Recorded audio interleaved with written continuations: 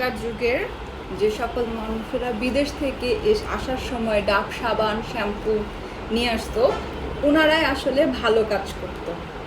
কারণ যে আমরা যারা এখন যারা নতুন বাইরে যায়, দেশের বাইরে যায়, আমরা কি করি, কার কি দরকার, কার কোনটা প্রয়োজন, সেই প্রয়োজন অনুযায়ী জিনিস নিয়ে আসার চেষ্টা করি।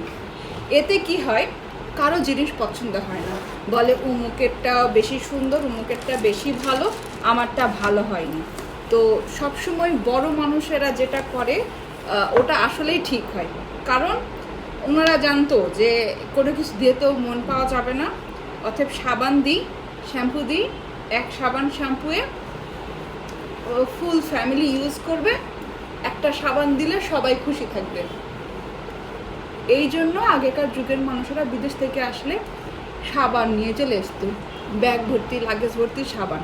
আর এখন আমরা এক একজনের জন্য এক এক কিছু জিনিস নিয়ে আসি, এরটা দেখে ওরটা দেখে, এর জিনিস ও পছন্দ করে, ওর জিনিস এ পছন্দ করে। পছন্দ করাকে বলে কি ওকে বেশি ভালোবাসে তাই ওকে ওটা দিছে, আর যে আরেকজন করেছে বলে কি ওকে বেশি ভালোবাসে তো ওটা দিছে। বেশি মাথা মারা যাবে না, সবসময় সাবান।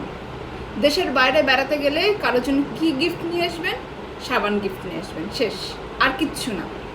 এতে লাগেছে যে ওয়েটটা থাকতেছে সেটাও কমে যাচ্ছে, আবার জন্য সাবার জন্য গিফটও নিয়ে আসা লাগতেছে না।